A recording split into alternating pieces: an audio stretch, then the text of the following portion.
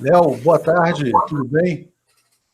Boa tarde, Léo. Acabou que eu fiz o corte errado. Era para eu ter desligado o som para você fazer a abertura. E na hora eu fiz como eu tenho costume de fazer à noite aqui, deu errado. Mas como é que vai? Tudo bem? Como é que foi de fim de semana, Léo? Léo, eu dei uma perrengada, eu acho que juntou muita coisa, sabe? Juntou muita coisa aí desde que a Luísa nasceu até agora sem dormir. Quando foi no sábado, eu não consegui fazer nem o Léo ao quadrado de sábado, nem o Léo Estopa ao vivo. Ô, Léo, Foi muita dor de cabeça. você acabou de tomar banho, você tá meio lambido assim o cabelo, como é que é? Eu passei aquela meleca, Léo, de. Passei aquela meleca de. A meleca de pentear o cabelo, mas o problema é que eu esqueci de ligar a luz de serviço. Agora tá a luz certinha aqui, agora tá melhor, não tá? Fala a verdade. Você acabou de mostrar que você trabalha de bermuda, igual todo mundo sempre desconfiou na televisão E brasileira. sem chinelo, Ah, né? Porque não é de bermuda e de chinelo, é de bermuda e sem chinelo. Fiz questão de colocar carpete aqui para não ter nem chinelo. e você voltou à camisa xadrez, Léo? O pessoal tava pedindo pra você aposentar um pouco a camisa xadrez. Aposentar a camisa xadrez, então vou fazer o seguinte, eu vou começar a fazer o Léo ao quadrado sem a camisa xadrez, que é até bom, porque agora tá difícil de comprar a camisa xadrez, vou poupar um bocado de camisa xadrez. Vamos rodar os comentários aí, Léo? Botar os comentários para rodar? Eu vou te falar que eu tô tentando fazer isso desde o início, agora que eu percebi que existem duas transmissões acontecendo ao mesmo tempo, olha que coisa, Pois é. a TV das 47 é dupla, que eu tava tentando achar a nossa transmissão, eu colocava barra live e caía imediatamente na outra transmissão, mas agora, olha só. Eu me enganei, Léo. Eu não sabia que estava tendo uma transmissão agora, mas realmente é uma maldade. Não pode invadir nosso horário, né, Léo? Nosso clássico horário. Não pode invadir nossa praia, né, Léo? Pô, como assim? Tá aí, Léo, olha só o comentário direitinho, altas tecnologias. E esse final de semana eu acho que um cada dor de cabeça foi que eu fiquei de sexta-feira até sábado, mais ou menos, 2 da tarde, só mexendo no computador para aprender coisas novas aqui, para a gente aumentar a tecnologia da TV, mas aí chegou lá para as 2 da tarde, a cabeça não aguentou, não. Veio uma dor de cabeça das braba. É o Ray Lula Rousseff, 247 da Silva, agora eu consigo ver os comentários. Chegou? Oi? Chegou? Chegou o presentinho do Ray? Obrigado. Chegou hoje. Eu vou mostrar no programa Léo Estopa ao vivo hoje mais tarde. Vou explicar como é que funciona. A Jennifer vai me explicar direitinho, porque a Sônia escreveu lá um bilhetinho para ela, já usou, inclusive. Muito bom. Ô, Léo, nossa pauta principal hoje é a perseguição ao Lula, que continua a todo vapor, né? Uma nova denúncia contra o ex-presidente Lula, agora a lavagem de dinheiro, enfim, por conta de uma doação feita ao Instituto Lula, né, por uma empresa, uma construtora chamada ARG, e essa construtora fez uma doação, e paralelamente essa construtora também fazia obras na Guiné Equatorial, né, num país africano. O Lula, a acusação é, o Lula ajudou essa empresa a executar obras na África. Essa empresa depois faz uma doação ao Instituto Lula. Você acha que tem algum crime nisso? No Lula, eventualmente, propagandear ou defender empresas brasileiras no exterior, Léo? Definitivamente não. Se a gente for pensar dessa forma, a gente precisa, então, caracterizar como compra de decisão judicial todas as palestras que foram compradas do Ministério Público e também do próprio Sérgio Moro durante o processo. Durante os processos contra o Lula, as pessoas são livres para fazer negócios e as pessoas são livres para receber doação. É a mesma coisa, Léo, olha, para o tamanho do Lula, né, se a gente pensa, qual é o tamanho do Lula? O Lula é uma pessoa gigante, então às vezes uma doação de 1 milhão pode assustar as pessoas, mas eu imagino, então quer dizer, esses dias eu recebi um superchat de R$200, R$200 para mim, é a mesma coisa de 1 milhão para o Lula, talvez, pelo tamanho das pessoas. Significa que eu devo ser preso porque eu recebi um superchat? É mais ou menos assim? Aí a pessoa vai falar que eu recebi o superchat porque eu estou fazendo propinas falando mal do Bolsonaro. Não. A minha ideologia é essa. A ideologia do Lula é promover as empresas brasileiras. A ideologia do Lula é tentar promover negócios entre países em desenvolvimento. Se essa ideologia dele causa algum tipo de recompensa, não significa que é Caixa 2. Eles estão querendo forçar a barra do Caixa 2. É a mesma coisa de querer dizer que porque eu recebo superchat no meu canal, eu estou recebendo Caixa 2. Não, porque eu faço um trabalho que às vezes faça com que as pessoas fiquem felizes com o que eu estou fazendo, eu recebo as doações. E é natural que, porque o Lula usa o tamanho dele para promover as empresas, ele receba doações. Isso, Léo, é uma coisa que está muito confundida na cabeça das pessoas. Quando uma pessoa ela é famosa, e obviamente um ex-presidente da República com a história do Lula é muito famoso, ele por si só já tem um valor muito grande, ele não precisa de cometer crimes. Só do Lula chegar e usar o nome dele para promover alguma coisa, aquela coisa cresce. Agora, se ele recebe uma doação depois disso, está muito estranha a forma como eles estão fazendo no Brasil. É a pergunta que eu faço. Então, quer dizer que eles vão condenar o Sérgio Moro, vão condenar os procuradores da Lava Jato, que depois que eles começaram a perseguir o PT, eles passaram a ter muito mais palestras do que antes? Vão condenar os procuradores da Lava Jato e o próprio Sérgio Moro, que ele passou a receber exposição na mídia nacional a partir do momento que ele passou a perseguir o PT? Então, o que está tendo no Brasil hoje com o Lula é uma forçação de barra, é uma coisa muito feia, e o mais feio é o povo estar aceitando, e parte do povo está comemorando o que está acontecendo. Isso é feio. Estão até tirando sarro, né, nas redes sociais, é uma coisa muito engraçada, Léo. Muito sem graça, mas... Fecha teu áudio aí, Léo. Fechou? Vamos lá.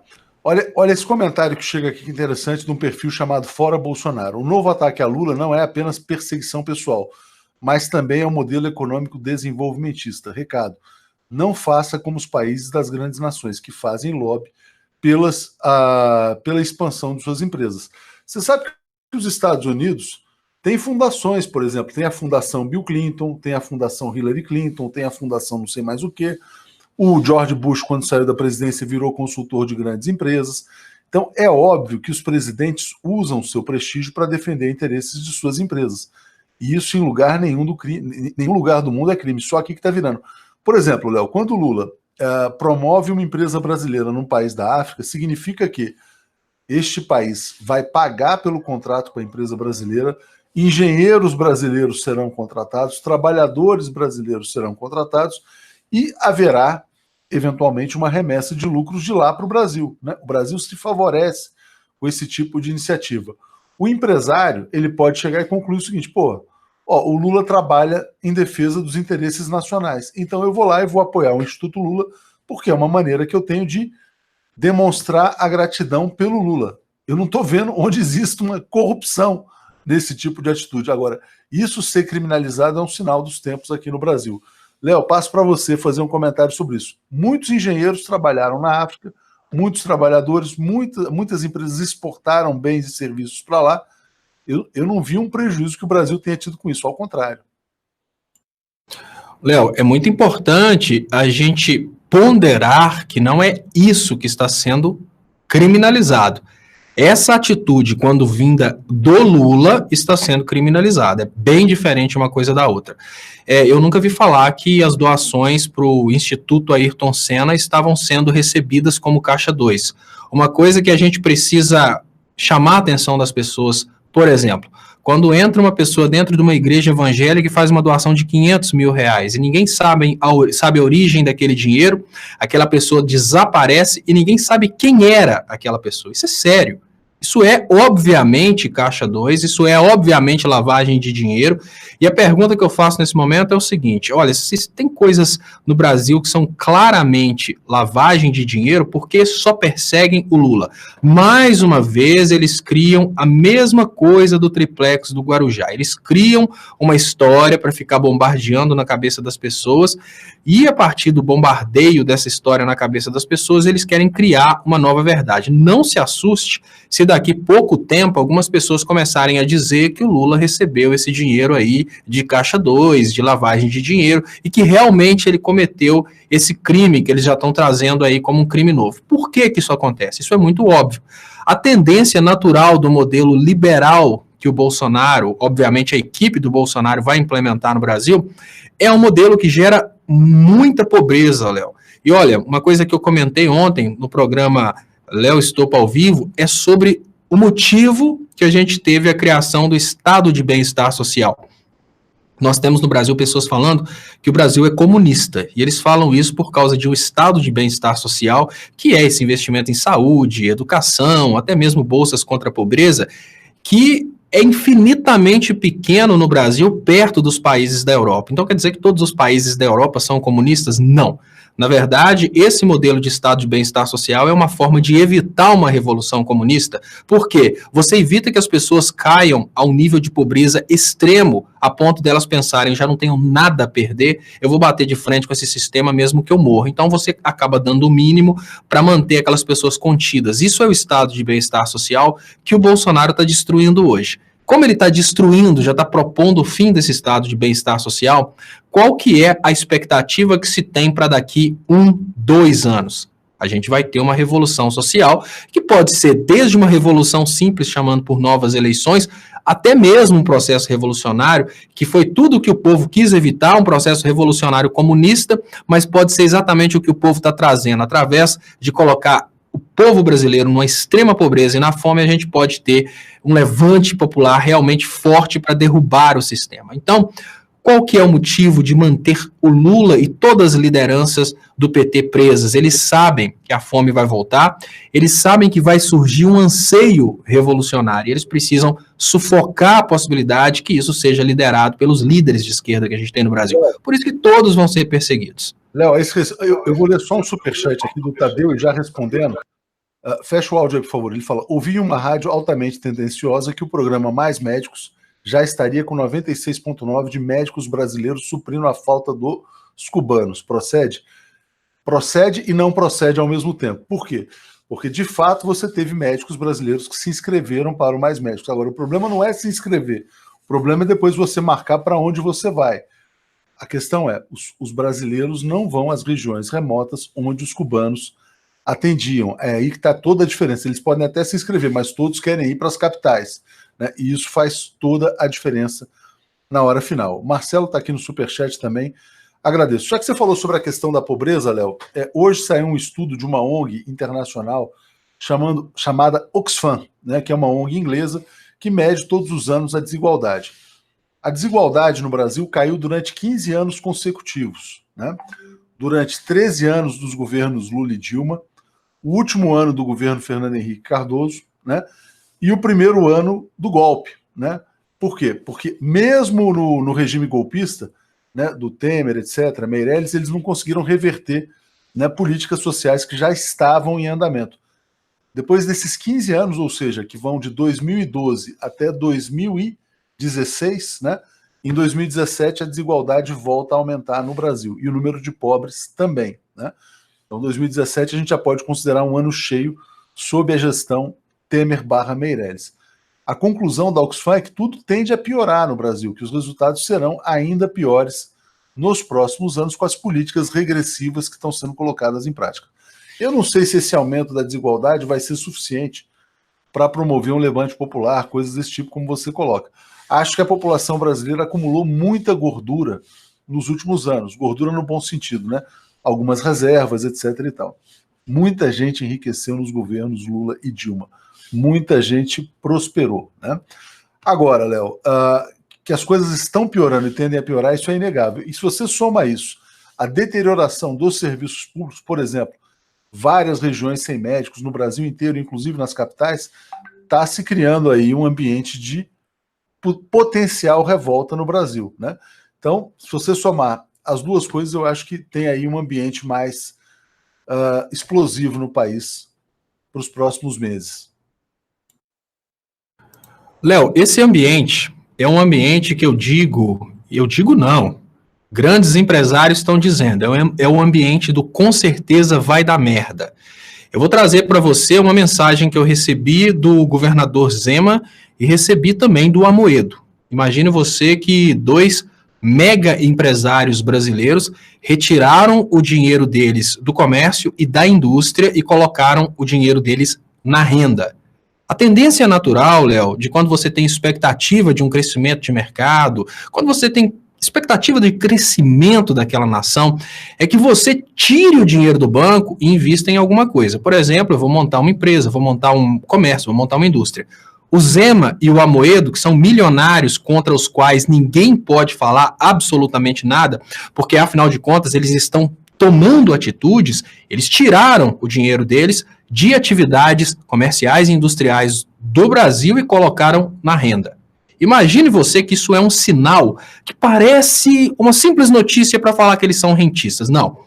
Isso é a expectativa de mega empresários brasileiros. Provavelmente o Zema deve ter um patrimônio maior que R$1 bilhão, porque além dos postos, ele tem uma rede de imóveis, além da rede de imóveis, ele tem também outras atividades. Nós estamos falando de sucessos dos investimentos. São esses sucessos financeiros que estão mandando para a gente a seguinte mensagem: não sou eu que quero arriscar no Brasil dos próximos anos. Olha que interessante, eles tiraram o dinheiro de atividades e colocaram o dinheiro no banco. Quando a gente vê pessoas tirando dinheiro de atividades e colocando dinheiro nos bancos, a gente pode até receber a seguinte crítica: mas espera aí, ele vendeu, mas outro comprou.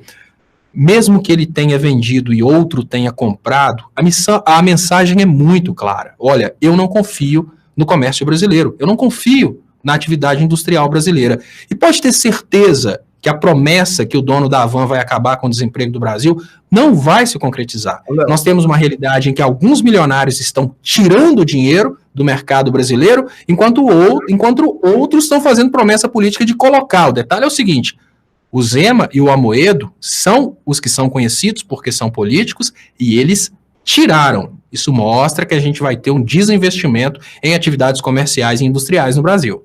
Léo, deixa eu agradecer aqui a Maria Angélica pelo superchat. Sobre essa questão do Zema, né? O Zema vendeu a rede de postos por R$500 milhões. Esse dinheiro agora vai para o rentismo se beneficiar da taxa de juros no Brasil. O Amoedo tem mais de 220 milhões aplicados em renda fixa, recebe uma mesada de 1 milhão por mês só de juros. A gente já falou sobre isso. Realmente é uma situação estarrecedora. Lembrando que em países desenvolvidos a taxa de juros é praticamente zero e existem países em que a taxa de juros é negativa. Na Suíça, por exemplo, no ano passado, você estava com uma taxa de juros negativa. Se o cara botasse 100 francos suíços, no final do ano ele tinha 99. Né? O banco cobrava uma taxa para o cara deixar o dinheiro guardado lá. Por quê? Porque o que se buscava é justamente, né, o investimento em atividades produtivas. O Brasil está totalmente fora da curva, né? A Márcia Rocha está dizendo que é uma baixaria esse rentismo brasileiro. É toda a sociedade sendo explorada para transferir renda para os mais ricos. Mas vamos voltar ao tema do Lula mais tarde. Eu queria trazer outras coisas que estão acontecendo no dia de hoje, Léo, para a gente debater aqui também, né? Hoje teve uma notícia muito importante. Você falava de atividades industriais produtivas, né? A Odebrecht, que era a maior construtora brasileira, oficializou o calote. Ela deu um calote nos seus credores internacionais, deixou de pagar juros nos bônus que ela captou, né? Então, oficialmente, ela está em moratória. A Odebrecht era uma empresa que pulou no governo Lula de 100 mil para 200 mil empregados. Muitos deles engenheiros, inclusive, que participam de grupos de WhatsApp, dos quais você participa também. Agora a Odebrecht não só está parando suas obras, como também está dando calote nos bancos, né? O que vai acontecer? Os bancos vão dizer: olha, não, veja bem, a inadimplência aumentou muito, o calote e tal, precisamos aumentar a taxa de juros porque grandes empresas estão dando calote. Esse é o resultado do que se fez no Brasil hoje. Calote generalizado, todo mundo, ninguém pagando ninguém, Léo. Editora Abril, dona da revista Veja, fez o seu plano de recuperação judicial. A proposta da Abril é pagar 8%, dar calote de 92% e pagar 8% num prazo de 18 anos com 3 de carência. Aí é moleza, né? Mas você vê o seguinte, é um caos generalizado, os bancos vão sofrer muito com a inadimplência corporativa e vão repassar isso, evidentemente, para os clientes, vão botar na taxa do cheque especial, na tarifa bancária e assim por diante. Claro, Léo. Olha, que isso? O som ligou ali, Elton. Só um segundo, desliguei o som. Léo, a tendência normal, né, natural desse evento neoliberal no Brasil é, sem sombra de dúvidas, criar uma situação de sufocar as empresas nacionais, empresas que se achavam blindadas, e aos poucos eles vão trazer soluções através de empresas multinacionais. A finalidade da Operação Lava Jato, agora eu acho que ninguém duvida que era acabar com a competitividade brasileira. O Brasil estava incomodando muito alguns países, o Brasil estava incomodando muitas empresas de fora, Léo, e precisava parar com isso, né? O Brasil precisava tomar um tranco aí para ir para o seu devido lugar de colônia. o detalhe é o seguinte, o Brasil ainda não chegou no fundo do poço. E como o Brasil não chegou no fundo do poço, dá tempo para piorar. Nós temos uma situação muito difícil, porque a gente tem o primeiro período que a gente não sabe se o governo Bolsonaro vai torrar todas as reservas internacionais para criar uma expectativa de que está tudo bem, tentar manter os programas sociais, enfim, tentar criar um populismo através das reservas internacionais. E acredite, se ele falar que é um milagre econômico dele, todo mundo vai acreditar. Ninguém vai entender que são as reservas deixadas pelo governo anterior. Afinal de contas, o PT quebrou o Brasil. Mas a gente tem também uma possibilidade do Bolsonaro, no lugar de tentar atacar as reservas nacionais para privilegiar o comércio interno no Brasil, criar uma situação de consumo, a gente tem também a possibilidade do Bolsonaro partir diretamente para um liberalismo colonial que vai acabar de aniquilar o resto da indústria. Isso é natural, porque a intenção que existe para o Brasil nesse novo contexto geopolítico é a intenção de um país produtor de matéria-prima. Então, não é de se esperar que o Bolsonaro consiga bater de frente com o Trump, por exemplo, para falar, não, nós vamos produzir no Brasil. Não é mais fácil o Trump virar para o Bolsonaro e falar com ele nada de Odebrecht, nada de OAS, nada de empresas de alta tecnologia, nada de desenvolvimento tecnológico no Brasil. Vocês já produzem alimento para a gente, tá bom demais, deixa que eu faço. Ah, eletrônicos, deixa que eu faço. Industrializados, deixa que eu faço. Não, faz só a partezinha mais simples. E essa tendência não gera qualidade de vida e dificilmente, Léo, vai gerar emprego. Eu fico tentando compatibilizar a ideia do Bolsonaro de liberar os portos, de liberar a importação e desproteger a indústria nacional com a proposta de gerar empregos. Eu acho muito incompatível uma coisa com a outra e não acredito que ele consiga fazer as duas coisas. É bem difícil de imaginar a possibilidade de fazer as duas coisas, a menos que ele realmente consiga convencer a população brasileira a ter uma redução drástica salarial de imediato, porque no Brasil colonial, uma pessoa que ganha 20 mil reais, ela vai ter que passar a ganhar 1.000. Então, digamos que está bem difícil a gente imaginar uma saída diferente dessa colonização e do fim do resto, fim do que sobrou. Então, estão quebrando algumas, sim, vão quebrar outras, porque no lugar de incentivar o consumo para tentar resgatar a nossa produtividade, o que estão incentivando é o consumo de fora e não o consumo que gera emprego no Brasil. É muito triste, Léo. A Lenise está dizendo, achei interessante o comentário, dizendo que tem um vizinho rentista, passa o dia inteiro sem fazer nada, vive da taxa de juros, né? Deve ter herdado algum dinheiro ou ganhou algum dinheiro trabalhando em algum momento da vida, vive dos juros, reclamando de tudo, diz que todo mundo é vagabundo, essa coisa toda, e ele próprio não trabalha porque ficou muito cômodo viver da taxa de juros. A Fernanda está dizendo, assim como a elite que bancou o golpe e o Bolsonaro para devolver a nova classe média para a pobreza de onde nunca deveriam ter saído, segundo a própria elite que odeia se misturar e dividir o bolo. Ô, Léo, você falou da falta de confiança do comércio, da indústria, o Zema vendendo, botando dinheiro na taxa de juros, uma moeda, etc. e tal. Né? Muita gente falava, não, agora vai, agora com o Bolsonaro as coisas vão se ajeitar. Mas os sinais que vêm de fora são preocupadores. O petróleo está desabando, o Brasil é um exportador de petróleo, né?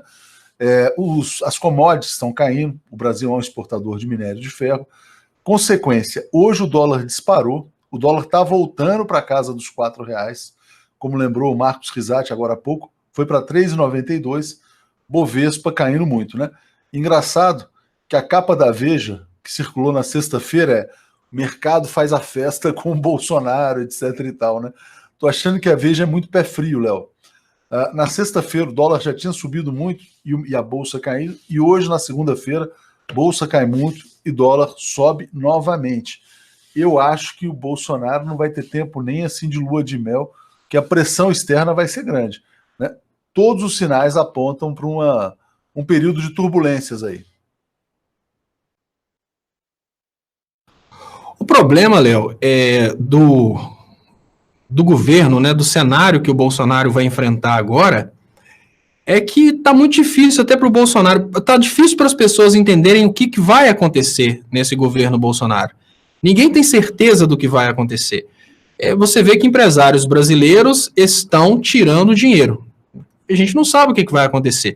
Então, numa situação, imagina o seguinte, numa situação em que o Zema, lógico... Só uma coisa. Eu sei que eu estou travado, eu estou tentando descobrir isso. Você está me escutando ainda? A gente está te escutando, mas a sua imagem está travada. Né? Não, enquanto eu estou falando, eu estou tentando descobrir o que causou esse travamento. Parece ser a câmera, mas eu estou tentando descobrir aqui. Estou tentando descobrir e sinto que eu vou descobrir. Mas eu continuo com o áudio aqui, igual aqueles correspondentes que falam do telefone. Mas aí, Léo. Mas enfim, qual que é o grande problema dessa situação que a gente está vivendo hoje, Léo? Olha, quando um Zema, e quando eu falo do Zema, obviamente eu não estou falando que o Zema sozinho tem condição de alterar a economia mundial. Eu estou dando o Zema como exemplo porque, obviamente, a atitude dele vai ser seguida por muitos empresários.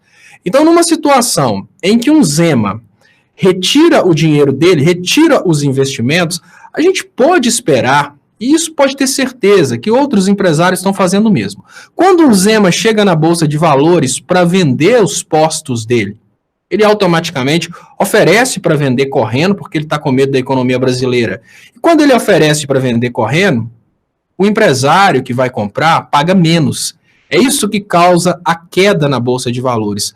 É uma falta de confiança muito grande que a gente está tendo hoje no mercado brasileiro. Essa falta de confiança está fazendo pessoas que necessitam do mercado interno. É muito importante lembrar que o Bolsonaro pretende destruir é o consumidor.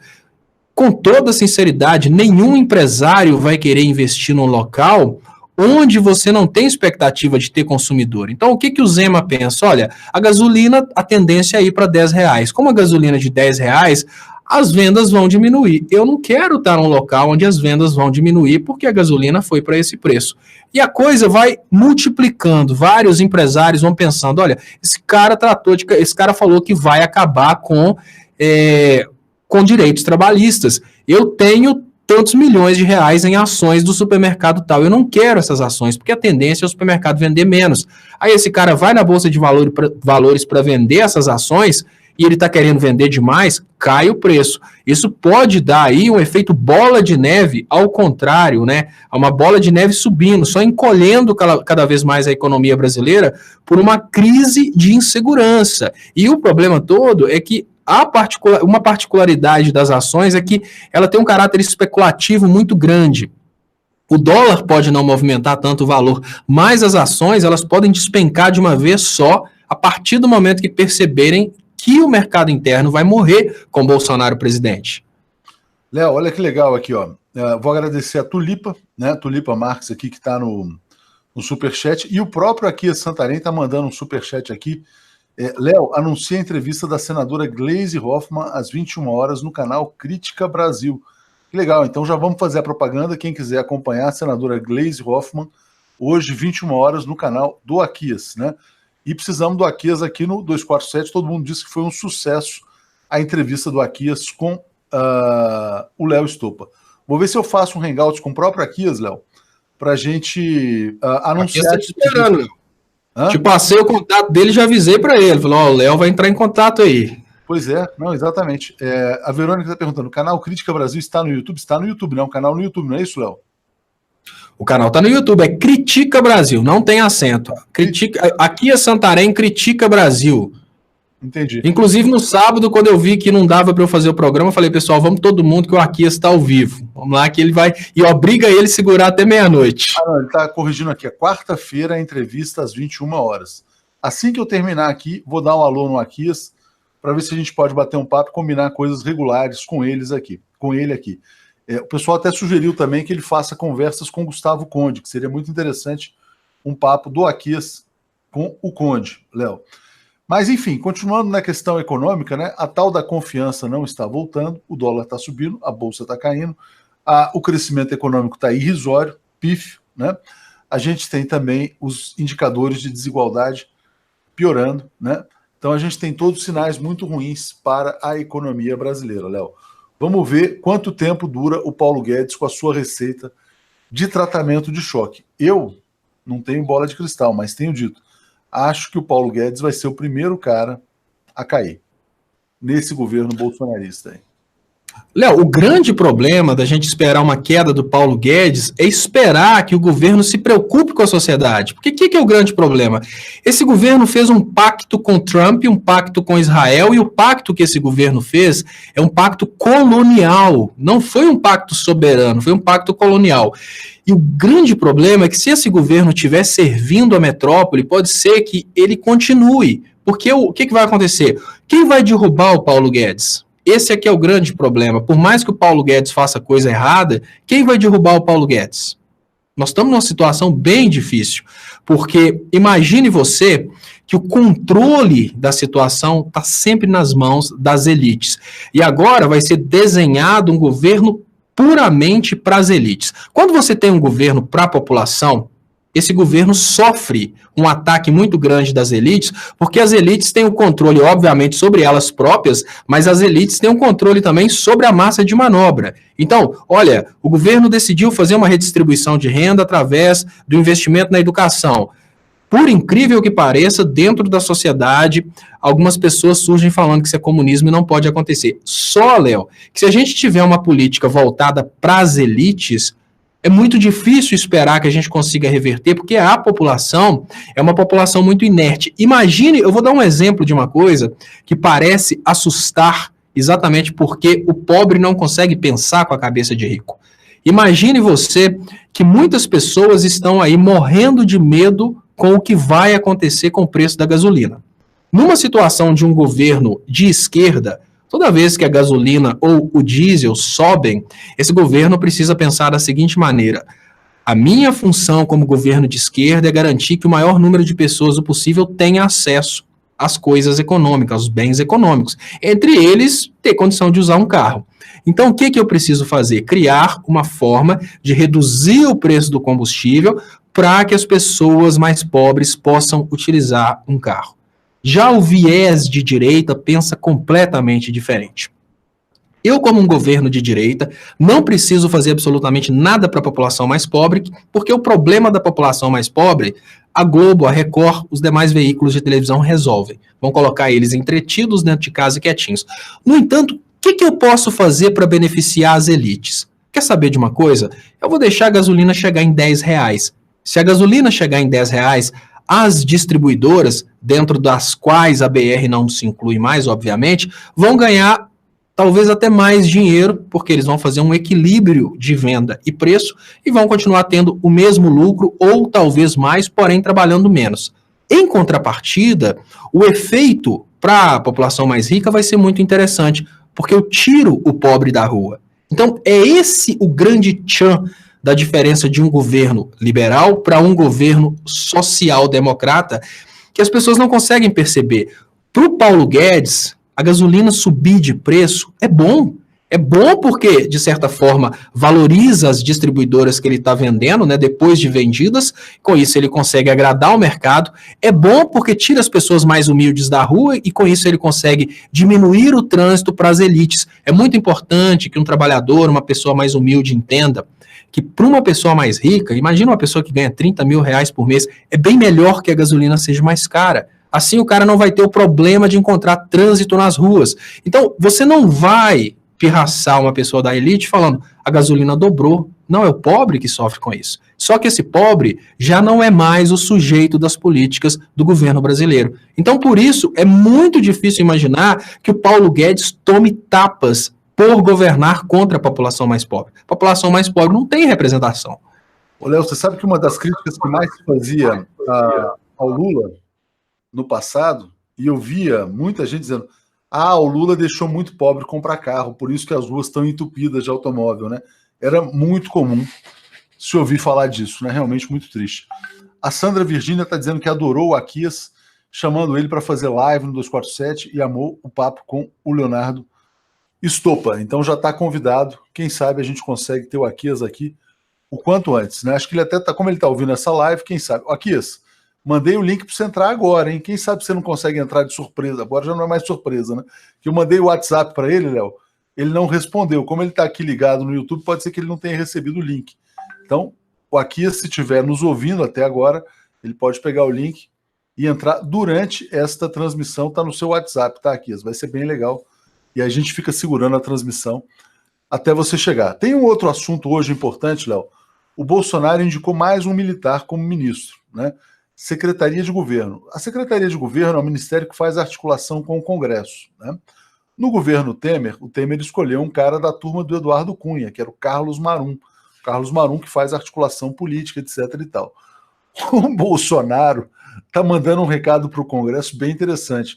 Bolsonaro escolheu um general, o general Carlos Alberto Santos Cruz, né? Eu não sei se general entende de articulação política. General entende de guerra, de ocupação, de coisas desse tipo. Mas acho que ele está dizendo para o Congresso o seguinte: ó, vocês fiquem aí pianinho, que agora eu tenho um general para lidar com vocês. Não venham pedir cargo na Petrobras, no Banco do Brasil, no Ministério Y, X, Z. Né? Você acha que vai dar certo essa articulação política feita com porrete?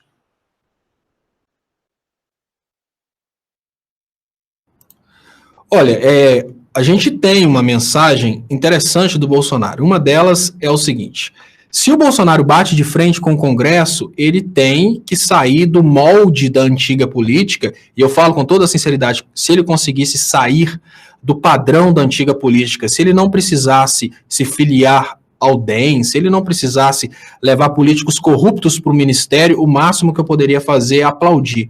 Entre um general que ainda não foi testado e os políticos que ele está colocando que são comprovadamente corruptos, eu prefiro mais um general. Mas o detalhe é o seguinte: isso aponta para uma situação muito crítica, porque se ele vai mudar o padrão republicano de todo o modelo federativo que tem um parlamento, ou seja, o presidente trabalha com maioria no parlamento, se ele vai mudar isso, ele precisa estabelecer uma ditadura. Isso é a lógica. Infelizmente, a gente não sai disso. É de duas uma. Ou ele governa com o Congresso para o povo, ou ele estabelece logo uma ditadura e planta o pé no Congresso. E o que ele está fazendo, a forma como ele está ignorando o Congresso, ele vai chegar num ponto em que ele vai ter que negociar votos de outra forma. E, infelizmente, na situação do Brasil, ou você negocia votos através de cargos, ou você negocia votos com pagamento. Se você não tem cargo na presidência para políticos, você não aprova nada a favor do seu povo. Você só aprova aquilo que as empresas comprarem a decisão diretamente no Congresso. Então é mais ou menos assim. Se ele negociasse com o Congresso e colocasse pessoas de dentro do Congresso na presidência, ele teria um poder de negociação. Ele poderia dizer: eu quero implementar esse projeto. Como ele não está negociando esses cargos, ele tem duas saídas. Uma, ditadura direto, ou então ele só vai conseguir aprovar aquilo que for negociado diretamente com os congressistas. Por exemplo, olha, agora para aprovar o novo agrotóxico, aí, obviamente, os ruralistas vão lá e pagam diretamente os congressistas, porque se o Bolsonaro quiser fazer isso, ele não vai. O detalhe é o seguinte: quem vai pagar congressistas para votarem em projetos a favor do povo? É essa pergunta que a gente tem que se fazer. Por isso que tem o general lá com porrete, Léo. Olha aqui, ó, eu ia mandar o Carlinhos, que está aqui nos comentários, lá para o SBT, né? Porque ele está dizendo aqui: comunismo nunca mais. Mas a Glauciene mandou uma resposta mais legal, está dizendo o seguinte: kit cérebro para você, Carlinhos. Você acha que depois do kit gay, inventado pelo Bolsonaro, pode haver um tal de um kit cérebro, Léo? Um kit cérebro para as pessoas que ainda estão desinformadas, vivendo no mundo da escuridão? Olha, uma coisa que eu tenho certeza, que o kit cérebro vai assustar muito mais que o kit gay. Eu tenho certeza, porque, olha, se tem uma coisa que essa turma que votou no Bolsonaro tem aversão, é do kit gay, da mamadeira que você não quer que fala mais, e de ter que pensar. Se tem uma coisa que eles não querem fazer de jeito nenhum, é o tal do ter que pensar. Por isso que eles ficam sempre delegando essa atividade aí para os pastores. Ô, Léo, falando nisso, falando dessa questão de pensar, de ser contra o conhecimento, né? O filho do Bolsonaro gravou um vídeo na biblioteca do Palácio da Alvorada. Ele entrou na biblioteca e falou assim, e aí quis tirar sarro dos livros que tinham lá. Tinha um livro chamado Drogas e Cultura, que discute a relação das drogas com a cultura, né? É um livro denso, de pesquisadores, tal, né? Ele mesmo, sem ler, já foi tirando sarro. Olha o que tem aqui no Palácio da Alvorada, um livro para todo mundo ficar se drogando. Assim, meu Deus, cara, assim, é exaltação, né, da ignorância, do desconhecimento. Realmente é muito triste. E aí, o autor do livro depois foi às redes sociais explicar o que era o trabalho, que era um trabalho sério, né, que contextualizava, né, justamente como as drogas se inserem na cultura ao longo do tempo. Salles dizendo: ter a grande mídia e o STF a favor é tudo que o PT nunca teve. Se tivesse, o Brasil estaria prestes a ser uma China sul-americana e os Estados Unidos estariam mais perto do fim. Aqui de fato a gente tem uma elite que trabalha contra os interesses nacionais. Ô, Léo, o Bolsonaro vai se reunir com o John Bolton no dia 29, né? Já está saindo na imprensa americana que o John Bolton, que é o assessor de segurança nacional do Trump, vem aqui dar as seguintes ordens, né? Pressão total contra Cuba, sufocar a economia cubana, pressão total contra a Venezuela, sufocar a economia venezuela e distanciamento em relação à China, que é uma coisa que a gente já comentou, né? A gente já falou algumas vezes. Desculpa, já aumentei o som aqui, não tinha reparado. A gente já comentou algumas vezes e agora vai se explicitar. Você acha que o Bolsonaro vai obedecer?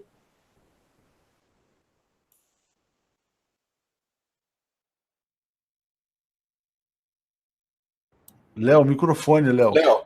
Dessa vez eu fiz o contrário, estava aberto todo o tempo, na hora que eu cliquei desligou. Bom, se o Bolsonaro vai obedecer ou não os pactos de investimento na campanha dele, ou seja, as dívidas de campanha, isso depende muito do juízo do Bolsonaro e das pretensões futuras do Bolsonaro. Se o Bolsonaro pensar um pouquinho com a própria cabeça, ele vai trair todas as dívidas de campanha. Se ele pensar com a própria cabeça. Isso porque se o Bolsonaro trair o Trump, não o Trump, obviamente, os interesses lá de pessoas de dentro dos Estados Unidos que querem um Brasil entrando em guerra, boicotando, submisso. Se o Bolsonaro tiver coragem de trair esses interesses, o Bolsonaro vai conseguir se tornar um grande presidente no Brasil, mesmo tendo pouca coisa dentro da cabeça. Por quê? O que o povo brasileiro espera do Bolsonaro não é conhecimento, é grandes atitudes. O próprio Bolsonaro falou, olha, eu não preciso saber, eu preciso ter o telefone de quem sabe. Olha, e uma grande atitude nesse momento, eu te falo grande mesmo, é negar o pagamento dessas dívidas de campanha, como, por exemplo, guerra contra a Venezuela, guerra ainda que econômica contra Cuba, isolamento de Cuba, tudo isso são coisas nas quais o Brasil apenas perde e o Bolsonaro perde junto. Por quê? Numa situação de um Trump presidente trazendo o emprego de volta para os Estados Unidos, eles podem usar uma mídia paralela para falar com o povo americano e manter o Trump no poder. Mas numa situação de um Brasil submisso, em que o desemprego tende a aumentar, a situação real é que o Bolsonaro vai perder muita popularidade se ele for pagar a dívida de campanha para os Estados Unidos e para Israel. O que eu acho? Como eu gostei bastante, obviamente, não estou falando aqui que o Bolsonaro me escutou, mas no dia que eu falei que o Bolsonaro poderia prometer aí, de repente, como é que eu falei mesmo? Olha, o Bolsonaro poderia prometer cidadania brasileira para os cubanos. Aí apareceu aí que o Bolsonaro estava prometendo cidadania brasileira para os cubanos que queriam ficar. Então, já que parece que tem alguém que pega as ideias e leva para o Bolsonaro, eu acho que o Bolsonaro deveria, nesse momento, dar calote em todas as dívidas de campanha que são ruins para a população brasileira. Entre elas, submissão aos Estados Unidos, estreitar relacionamento com a China, isso é de forma alguma interessante, isso é uma coisa que o Bolsonaro não pode nem pensar, nem cogitar. E outra coisa, parar com essa possibilidade de embargar Cuba. O Brasil precisa vender para todo mundo, ser amigo de todo mundo, sob hipótese alguma, ser submisso aos Estados Unidos e reduzir a indústria nacional. Eu acho que dá tempo do Bolsonaro pensar que isso é melhor para o brasileiro, automaticamente melhor para ele. Porque se ele não fizer dessa forma, ele vai durar muito pouco. Vai ser só o tempo de entregar tudo e depois cair. Você está sem som, Léo. Pois é, não, desculpa. Eu sei que você queria estar com som, mas você está sem som. É que eu não estava preparado, Léo. Eu estava esperando você falar um pouquinho mais, né? Enquanto isso, eu estava aqui despachando algumas coisas também aqui. Ô, Léo, aqui, ó, acho que Marise, deixa eu ver se Marisa Brunhosa dizendo, eu espero que o Mourão seja um nacionalista e não um entreguista, né? Por quê? Porque esse pacto Bolsonaro, John Bolton, Estados Unidos, não é exatamente o que o Mourão disse na sua entrevista recente, né? Então, quem sabe a gente tem polos de resistência a todo esse entreguismo. Vamos voltar à questão do Lula, Léo. Eu vou trazer para você, porque agora a gente está com o público máximo. Aqui é sempre assim, as pessoas vão chegando durante a transmissão, né? E eu quero trazer para você a matéria que saiu no Tijolaço, escrito pelo Fernando Brito, né? O argumento dele é muito interessante aqui, ó. Está dizendo o seguinte: nova denúncia contra Lula é absurda. Ele diz o seguinte: não há o menor indício de que Lula tenha interferido nas decisões de um governo estrangeiro, e muito menos de que tenha sido uma interferência ilegítima. Mas contra Lula não será de se espantar de que venha a ser aceita, né? Sobre a ação penal proposta contra ele e tal. Afinal, algo tão claro como se apresenta com cartas, e-mails e recibos ficou dormitando no Ministério Público por 2 anos e meio. Por que razão? Estão tirando o sarro do Lula, dizendo que tinha recibo de propina. O que é recibo de propina? A construtora fez uma doação ao Instituto Lula e o Instituto Lula fez um recibo da doação, como é praxe, né? Estão dizendo que isso é um recibo de propina porque essa construtora fez uma obra na África. É muito importante você explicar para as pessoas que estão vendo, Léo, que um bom presidente de qualquer país, não só do Brasil, defende as suas empresas no exterior, que isso traz desenvolvimento, né, para os engenheiros, para os operários, para todo mundo, né? Se essa empresa depois passa a ser uma defensora deste governo, ou deste presidente, e eventualmente, porventura, faz uma doação ao Instituto, não existe crime algum, pelo contrário, né? Existe uma doação ao Instituto que reconhece, né, o papel que o líder desse instituto tem na promoção das empresas nacionais. É assim nos Estados Unidos, é assim na Inglaterra, né? O Clinton, o Bush, quando esses caras viajam para outros países, eles vão promover as empresas dos Estados Unidos, mas o Lula não pode, Léo. E é um ato que deveria ser considerado um ato heróico, né? Você imaginar que o cara poderia estar na maior tranquilidade dele, dentro de casa, porque o Lula é uma pessoa humilde, Léo. O Lula não tem grandes sonhos financeiros e eu nem sei se ele conseguiria gastar muito dinheiro, porque ele cresceu na humildade. As pessoas imaginarem que o Lula digamos, tem que ser punido porque ele foi fazer uma defesa de uma empresa brasileira fora do Brasil, é uma coisa que está invertendo muito o raciocínio da população, né? A população, eu falei há uns tempos atrás sobre a questão de como que toda a atitude do Lula a favor do Brasil, ela é sempre distorcida contra o Lula. Olha que coisa estranha.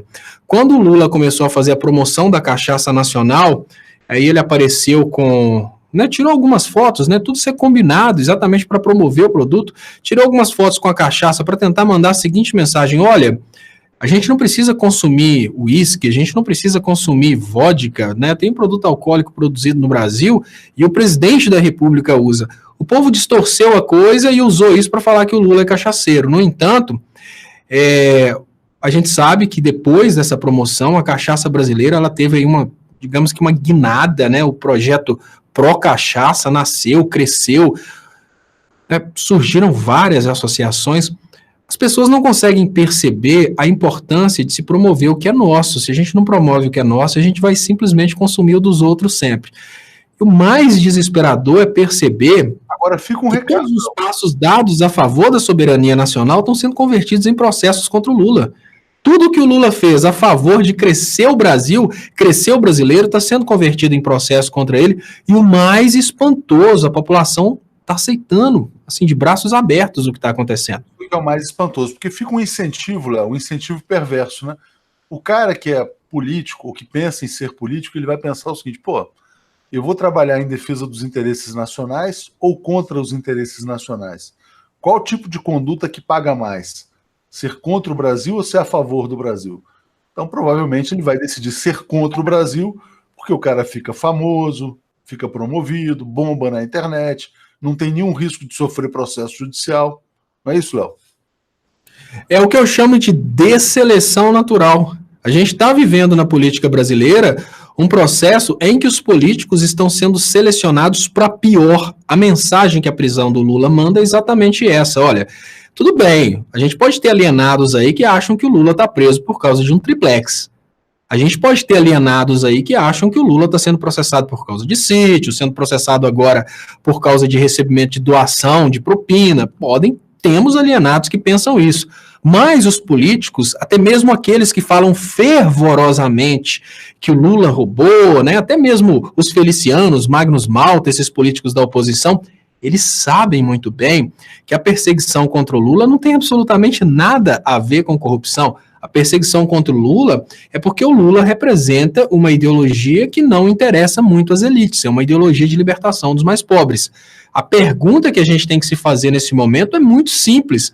O que vão pensar os próximos políticos brasileiros vendo que o Lula está sendo perseguido, processado e está preso porque defendeu os mais pobres? Então, a população mais pobre, que tinha a obrigação de, nesse momento, estar defendendo o Lula com unhas e dentes, está perdendo até a oportunidade de continuar tendo representantes, porque a mensagem que a gente está mandando para o povo hoje é que, olha, políticos, não vale a pena vocês representarem os mais pobres. Se vocês representarem os mais pobres, se vocês representarem o interesse nacional, a soberania nacional, cadeia. A informação que a gente tem hoje é essa. Pois é. A Tânia Silvério, Lula livre, o melhor presidente do Brasil. Gratidão. Léo, o que eu pego de gente relativamente pobre, remediada, se apresentando como eleitor do Amoedo, é uma coisa assim muito louca, né?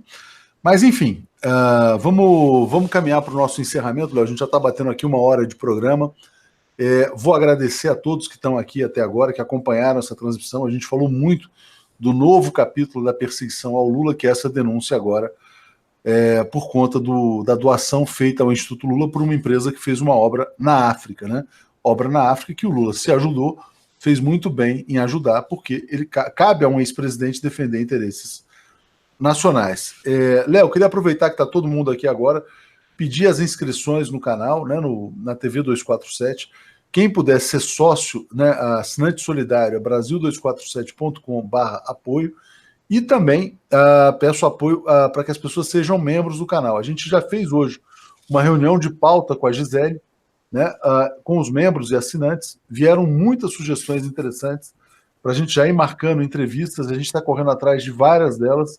Então a gente está caminhando para ter um veículo pautado pelo leitor/telespectador, né? Vieram aqui sugestões: Christian Dunker, Zanin, Vladimir Safatli, Glauber Braga, alguém da Andifes, Érica Cocai, Nildo Ourix. O Nildo Ourix já está marcado para amanhã, né? Então a gente está com Tereza Cruvinel, jornalista. Então é isso, Léo. A gente está caminhando para ter um veículo em que quem produz a informação é quem consome a informação também. Como é que é esse modelo? Isso aí é comunismo? O que é isso, Léo? Olha, esse modelo é um modelo bom, porque esse modelo é um modelo, digamos que não seria um modelo do comunismo da comunicação, mas seria um modelo de socializar o interesse da comunicação. A comunicação, que normalmente atendia os interesses do patrocinador, agora ela passa a ser uma comunicação da convicção do comunicador para o interesse do público. O comunicador pensa assim: o que eu posso fazer para que o meu público esteja melhor? E não o que eu posso fazer para que o meu patrocinador esteja melhor. Bem lembrado, Léo. Exatamente. Essa é a diferença entre mídia pública e mídia corporativa. A mídia corporativa atende aos interesses dos patrocinadores. Tem uma questão que chegou aqui que merece a gente estender um pouco mais o programa, né, para que ela seja respondida. O Osmar Oliveira fala: interesses nacionais na África é foda. Não seria mais prático ter investido no Brasil? Aí é que está. O Brasil não investiu 1 centavo nessa obra na África. Isso que eu queria te dizer. A obra na África foi paga pelo governo africano. A diferença é que quem fez foi uma empresa brasileira. A empresa brasileira construiu a estrada na África, o governo africano pagou, e quem foi remunerado foram os engenheiros e empregados brasileiros, né? Mesmo que tivesse tido o financiamento do BNDES, não seria nenhum problema, porque o financiamento seria pago. Então, você ter uma obra na África e uma obra no Brasil não são coisas excludentes, né? Existe um mercado de engenharia que é o Brasil. Nunca houve tanta obra de infraestrutura como nos governos Lula e Dilma. Se, além do Brasil, é possível oferecer o mercado internacional às empresas brasileiras, elas não perdem nada. Queria só fazer esse comentário para o Osmar. Você quer fazer alguma colocação sobre isso, Léo? Léo, eu preciso colocar que esse foi, digamos que, não tão forte quanto o kit gay, quanto a mamadeira, mas esse foi um caminho que o Bolsonaro utilizou para criar uma expectativa de que toda vez que uma empresa brasileira ia prestar um serviço fora do Brasil, ela estava doando uma obra. E a gente precisa trabalhar muito isso se a gente quiser desalienar o povo. As pessoas acreditam mesmo que no momento que uma empresa que um determinado país faz um empréstimo no BNDES, e uma empresa brasileira vai prestar serviço para esse país, o Brasil não ganha nada. Olha, o Brasil faz o empréstimo, automaticamente ele ganha com o empréstimo, porque o empréstimo não é gratuito. A empresa brasileira está prestando um serviço para o exterior e tem também um detalhe da balança comercial, que o Brasil passa a ser um devedor, né, um credor daquele país na balança comercial. Então, o Brasil passa a acumular mais crédito com o resto do mundo. Mas, infelizmente, a parte alienante, né, o que ficou na cabeça do eleitor do Bolsonaro, é que o Brasil ficava fazendo obras em países comunistas porque os países eram comunistas, e não porque o Brasil tinha uma relação comercial com esses países. E pagavam, né? O Léo, aqui, ó, o Ari Oswaldo perguntando, membro paga no cartão ou no boleto? Membro no cartão, que é dentro do YouTube. Assinante solidário no cartão ou no boleto bancário. É isso aí, gente. Muito obrigado a todos vocês, né? Vamos ter daqui a pouquinho um vídeo muito interessante do Ricardo Sturmer, que é um membro do canal, que mandou um vídeo falando sobre essa questão de guerra híbrida, false flag, né? Fala sobre a facada no Bolsonaro, questiona a facada também. Vamos transmitir daqui a pouquinho, às 6h30. Depois a gente vai ter o Boa Noite 247 e, eventualmente, novas programações ainda entre hoje e amanhã. Léo, agradeço muito a você. Seguimos aí na luta e é isso. Boa noite a todos, muito obrigado. Obrigado, Léo. Então, pessoal, eu volto às 10h30 da noite nesse canal, no canal Leonardo Estopa no YouTube, e amanhã estamos de volta aqui com o Léo ao Quadrado na TV 247. Muito obrigado e até amanhã. Até mais tarde, até amanhã também. Até, Léo. Obrigadão, valeu. Lembranças aí para o Luiz e para a Jennifer também. Valeu, Léo. Valeu.